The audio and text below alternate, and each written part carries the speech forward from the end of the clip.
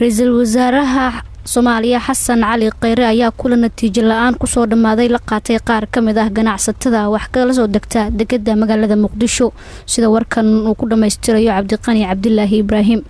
muddooyinkan dambe waxaa hakad ku jira shaqada dekedda magaalada Muqdisho oo aan u socon sidii loogu talagalay kadib markii ganacsatada gobolka Banaadir ay joojiyeen in ay la baxaan badeecadaha ugu jira gudaha dekedda iska badaa in mid cusub keenaane taas oo ay kaga biyo diidsan yihiin canshuur lagu soo rogay in laga qaado oo ah 5% qiimaha badeecada ay keenaan. wasiirka maaliyadda ee xukuumadda Cabdiraxmaan Ducaale Bayli ayaa muddo toddobaad gudihiis ah tiro 2 jeer ah qabtay shir jaraa'id oo arrintaasi kaga hadlayay. guddi ka socda ganacsatada gobolka Banaadir ayaa dhankooda shir ay yeesheen waxa ay kaga hor yimaadeen canshuurta dheeriga ah ee lagu soo rogay taasi oo ay noqotay in labada dhinac waa wasaaradda maaliyadda iyo ganacsatada soo kala dhex galo isfaham waa keenay in arrintu gaarto ra'iisul wasaaraha xukuumadda Soomaaliya Xasan Cali Khayre. saacadihii la soo dhaafay waxaa Muqdisho ku wada kulmay ra'iisul wasaare Khayre iyo qaar ka mid ah golahiisa wasiirada oo uu Dr. Bayle ka mid yahay oo dhinac ah iyo guddi ka socda ganacsatada gobolka Banaadir. kulankaasi oo ay xukuumaddu ku doonaysay in ay maalqabayaasha ku qanciso bixinta canshuuraha la isku mari la'yahay.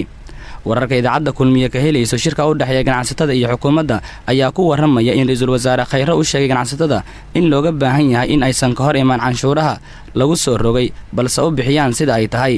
waxaana uu ra'iisul wasaaruhu la wadaagay baahiyaha ay dawladdu u qabto in la bixiyo canshuuraha oo uu tilmaamay in hay'ado ay ugu horeyso midda lacagta adduunka ee IOMF ku daba taagan tahay in dawladdu qaado canshuuro si ay u gaaraan isku filnaan.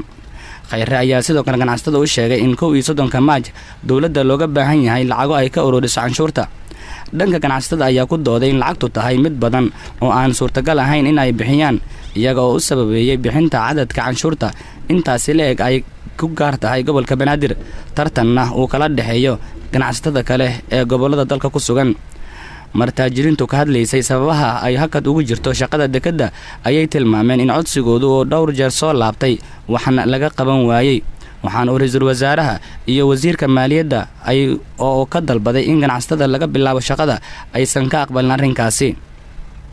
shirka labada dhinac ayaa la isku fahmi waayay muddo badan oo uu socday waxaana ugu dambeyn lagu kala tagay in shirka leh la isku soo laabto oo ay guddiga ganacsatadu ku warceliyaan ganacsatada inteeda kale ee aan kulanka goobjooga ahayn.